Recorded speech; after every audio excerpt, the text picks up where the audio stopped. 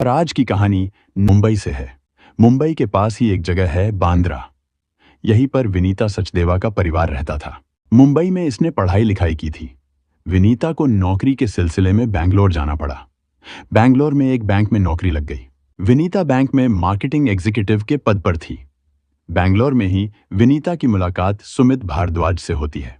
एक दिन सुमित किसी काम से बैंक जाता है, तभी उसकी मुलाकात विनीता से हुई। विनीता मार्केटिंग एग्जीक्यूटिव तो अमित सॉफ्टवेयर इंजीनियर, दोनों का अच्छा प्रोफेशनल था। सैलरी भी अच्छी, सब कुछ ठीक ठाक था। धीरे धीरे विनीता और सुमित में दोस्ती हुई और एक दूसरे को करीब से जानने लगे। सुमित जो दिल्ली का रहने वाला था, दिल्ली में इसने पढ़ाई लिखाई की थी।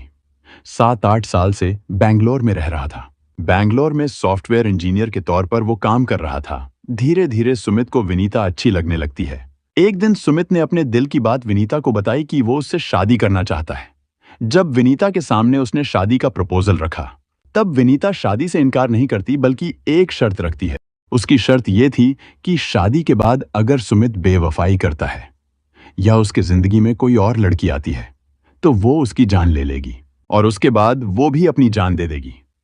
सुमित उसकी शर्त सुनता है और वो उसकी शर्त को मान भी लेता है। सुमित के शर्त कबूल करने के बाद दोनों के घर वाले फिर मिलते हैं, बातचीत होती है और फिर सुमित भारद्वाज और विनीता सचदेवा की शादी हो जाती है। सब कुछ ठीक ठाक चल रहा था। 2-3 महीने उनके खुशी खुशी बीत जाते हैं। लेकिन शादी के कुछ महीनों बाद अमित और विनीता का रिश्ता पहले जैसा सहज नहीं रहा। धीरे धीरे सुमित के मन में शक ने घर करना शुरू कर दिया और वह सोचने लगा कि शायद विनीता की जिंदगी में कोई और है। इसका कारण यह था कि जब भी वे दोनों साथ होते, विनीता अक्सर अपने फोन में लगी रहती थी। सुमित के इस शक ने उनके रिश्ते में और भी दूरी ला दी। वह बार बार विनीता से सवाल करने लगा और उसकी छोटी छोटी बातों को लेकर झगड़े शुरू हो गए। एक तरह से सुमित से दूरी बना के रखती थी। कुछ समय बाद एक छुट्टी के दौरान विनीता अपने माता पिता से मिलने मुंबई चली गई। वहां उसने पूरा वक्त अपने परिवार के साथ बिताया। मुंबई से लौटने के बाद विनीता का व्यवहार और भी बदल गया। अब उसने सुमित के साथ एक ही कमरे में सोना भी बंद कर दिया और अलग कमरे में सोने लगी। सुमित के लिए यह और भी अजीब था। उसे लगने लगा कि कुछ तो ऐसा है जो उसकी नजरों से छुपाया जा रहा है। ये सब बातें सुमित के दिल में शक को और गहरा कर रही थीं। उसे लग रहा था कि उनके रिश्ते में कुछ गड़बड़ है, लेकिन फिर भी उसने हिम्मत नहीं छोड़ी। वो इस रिश्ते को बचाने की कोशिश करता रहा, उम्मीद में कि शायद सब कुछ फिर से ठीक हो जाएगा। सुमित ने कई बार विनीता से इस बारे में बात करने की कोशिश की। उसने उसे समझाने की कोशिश की कि उसे कैसा महसूस हो रहा है, लेकिन हर बार विनीता उसकी बात को हंसकर टाल देती। विनीता कहती कि ऐसा कुछ नहीं है, सब कुछ ठीक है। सुमित ने चाहा कि शायद उसकी शंकाएं गलत हों, परंतु विनीता का व्यवहार बदलता ही गया, जिससे उसके मन में संदेह और गहराता गया। फिर अचानक एक दिन 8 मार्च 2008 रविवार को ऐसा कुछ हुआ जिसने सुमित के शक को और मजबूत कर दिया। उस दिन विनीता ने उसे बताया कि वह अकेले एक फिल्म देखने जा रही है। यह बात सुमित को कुछ अजीब लगी, लेकिन उसने इसे नजरअंदाज करने की कोशिश की। हालांकि उसका मन शांत नहीं हो रहा था। उसे लग रहा था कि शायद कुछ छुपाया जा रहा है। विनीता की सहेली उर्मिला को उसके साथ पिक्चर देखने जाना था और यह योजना खुद विनीता ने ही बनाई थी। रविवार 2 मार्च 2008 की सुबह उर्मिला ने विनीता को फोन किया ताकि वे समय पर मिल सकें। आमतौर पर रविवार को कामकाजी लोग देर से उठते हैं, तो उर्मिला ने सोचा कि शायद विनीता अभी सो रही होगी। उसने दोबारा कॉल किया, लेकिन फिर भी कोई जवाब नहीं मिला। काफी बार कोशिश करने के बाद भी विनीता ने फोन नहीं उठाया, तो उर्मिला को थोड़ी चिंता होने लगी। उसने सोचा कि शायद सुमित फोन उठा ले, इसलिए उसने सुमित को भी कॉल किया, लेकिन उधर से भी कोई जवाब नहीं आया। अब उर्मिला को कुछ शक होने लगा। आखिरकार उसने फैसला किया कि वह खुद विनीता के घर जाकर देखेगी कि सब ठीक है या नहीं। जब उर्मिला विनीता के घर पहुंची तो उसने दरवाजा खटखटाया। कई बार दरवाजा खटखटाने के बाद भी कोई जवाब नहीं मिला। आसपास के पड़ोसियों से भी पूछने लगी कि कहीं किसी ने उसे देखा है या कुछ सुना है, लेकिन कोई खबर नहीं थी। उर्मिला ने फिर खिड़की के पास जाकर आवाजें लगाईं और जोर जोर से दरवाजा पीटने लगी, लेकिन अंदर से कोई हलचल नहीं हुई। धीरे धीरे पड़ोसियों का भी ध्यान इस ओर जाने लगा और माहौल में बेचैनी बढ़ने लगी। अब सभी को यह चिंता सताने लगी कि अंदर आखिर चल क्या रहा है। फोन की घंटी लगातार बज रही थी। लेकिन विनीता या सुमित में से कोई भी फोन नहीं उठा रहा था। उर्मिला को अब गंभीर शक होने लगा। उसने तुरंत वहीं से पुलिस को कॉल कर दिया और कुछ ही समय बाद पुलिस मौके पर पहुंच गई। जैसे ही पुलिस दरवाजा तोड़कर अंदर पहुंची तो एक भयानक दृश्य उनका इंतजार कर रहा था। बेडरूम में उर्मिला की लाश बिस्तर पर पड़ी हुई थी और दूसरे कमरे में अमित का शव फांसी के फंदे पर झूल रहा था। दोनों की मौत हो चुकी थी और कमरे में अजीब सी सन्नाटा पसरा हुआ था। शुरुआती जांच के बाद पुलिस ने दोनों शवों को पोस्टमार्टम के लिए भेजा। रिपोर्ट से यह साफ हो गया कि दोनों की मौत शनिवार की रात में ही हो गई थी। यह खबर सुनकर हर कोई सन्न रह गया। उनकी शादी को बस 1 साल ही हुआ था और दोनों के बीच प्यार भी गहरा था। तो आखिर ऐसा क्या हुआ कि दोनों ने अपनी जान लेने का कदम उठा लिया?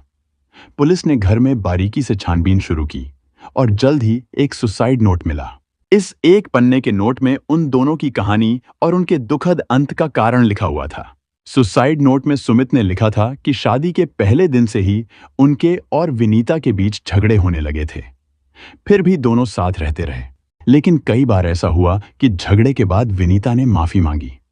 हालांकि सुमित ने भी उसके बाद सब कुछ ठीक करने की कोशिश की, क्योंकि वह विनीता को तलाक देना नहीं चाहता था।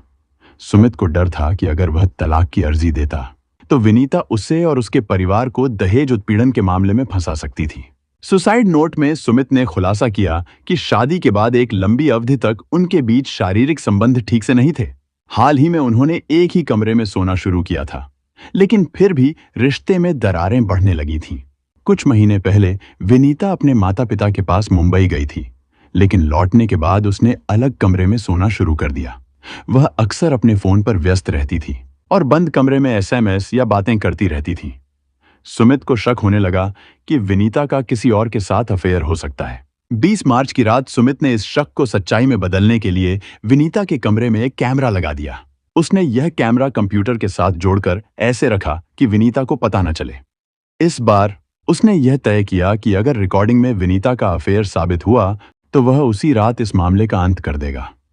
रिकॉर्डिंग में विनीता का अफेयर साबित होता है तो वह उसे मार डालेगा। इस तरह उसकी जिंदगी अब उस रिकॉर्डिंग के मुताबिक बदलने वाली थी।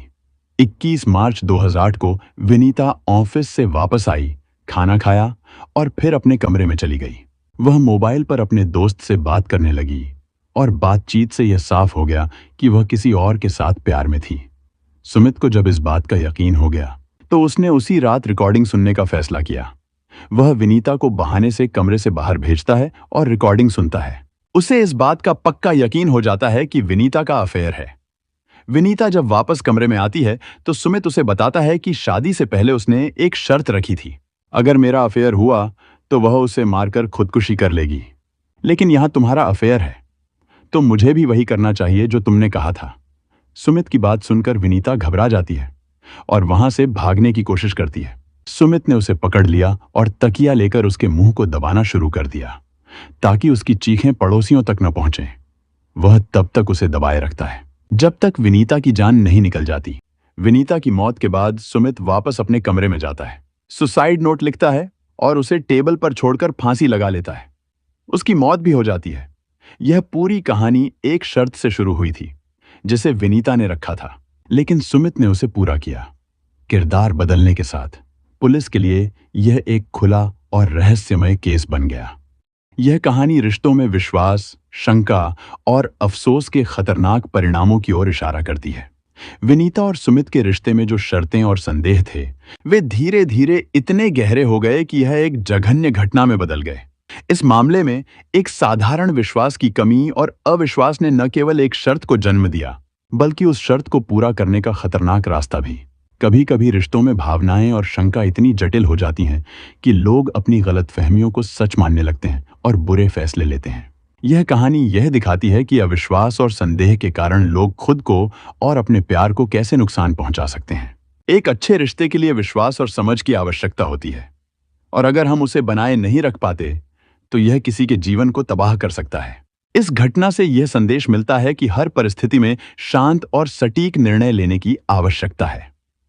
किसी भी रिश्ते में अगर शंका उत्पन्न हो तो उसे समझने और सुलझाने का सही तरीका अपनाना चाहिए।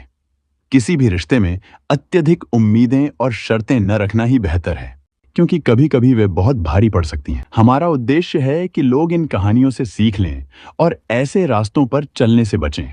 अपनों को नुकसान पहुंचा सकते हैं। यह कहानी एक चेतावनी है ताकि हम सब मिलकर अपने समाज को बेहतर बना सकें। इसी तरह की सच्ची घटनाओं और सीखों के साथ मैं फिर लौटूंगा। तब तक के लिए सुरक्षित रहे, सतर्क रहे और ध्यान रखें कि किसी भी संदिग्ध स्थिति में सही कदम उठाना कितना जरूरी है।